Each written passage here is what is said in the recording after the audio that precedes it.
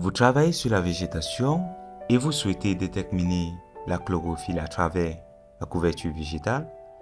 Alors, voici l'indice qu'il vous faut. Bienvenue dans la leçon 25 où nous allons ici calculer l'indice GCI. L'indice GCI, ou encore appelé indice de chlorophylle verte, est utilisé pour estimer la concentration en chlorophylle dans les feuilles de différentes espèces. Étant un indicateur de l'état physiologique de la végétation, est diminué dans les plantes soumises à des stress et peut donc être utilisé comme mesure de la santé des plantes. Cet indice est très utilisé dans l'agriculture de précision.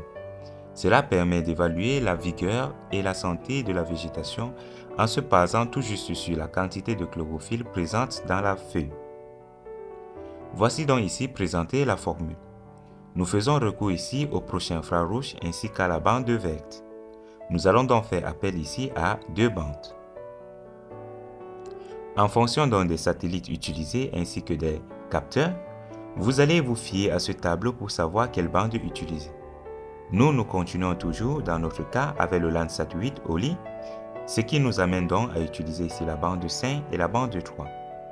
Passons maintenant dans Envy pour pouvoir appliquer cela. Comme nous l'avons fait avec les autres indices, nous allons faire ici appel à BandMap. Une fois appelé BandMap, nous allons coller la formule que nous avons copiée. Vous retrouverez également comme d'habitude dans la partie lien utile, le fichier contenant la formule. Une fois c'est fait, nous allons tout juste cliquer sur Add to List. La formule étant ajoutée, nous allons sélectionner et définir maintenant les bandes. Nous disons ici que nous utilisons la bande 3, c'est-à-dire la bande verte, et la bande 5 qui renvoie à la bande proche infrarouge. Une fois c'est fait, nous allons choisir où sauvegarder. Nous allons toujours nous rendre dans le dossier Images, puis Correction et précisément dans Calcul d'indice. Nous allons l'appeler GCI. Nous cliquons sur Ouvrir. Tout y est maintenant, nous sommes parés pour lancer le calcul. Nous allons tout juste cliquer sur OK et patienter. Arrivé à ce niveau, rien de grave, cliquez tout juste sur OK et puis vous aurez le résultat. Voilà donc le résultat de l'analyse que nous venons de faire. Nous venons ici de calculer l'indice GCI. Mais pour pouvoir bien interpréter ceci, nous devons afficher des valeurs. Pour cela, je sais que vous avez déjà l'habitude, nous allons venir sur le résultat GCI, faire un clic droit, puis Raster to Color Slide. Nous nous rassurons que nous sommes évidemment sur la bande GCI, puis nous cliquons sur OK. Nous avons déjà ici les valeurs qui se présentent. Pour pouvoir donc interpréter ceci, nous allons tout juste cliquer sur OK.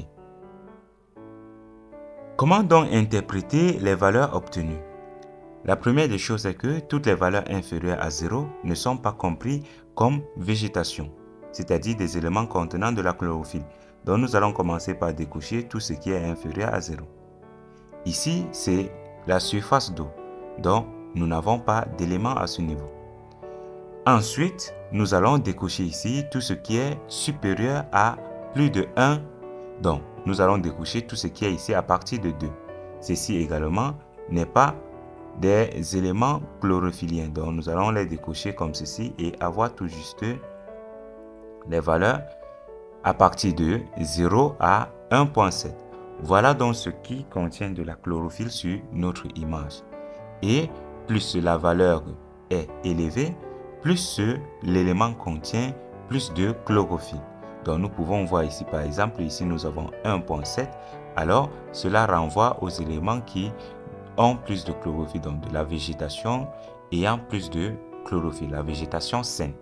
Donc nous pouvons ici déterminer, interpréter comme image que nous avons ici la végétation purement saine et les autres valeurs, ce sont des végétations peu saines. Donc des végétations n'ayant pas trop de chlorophylle.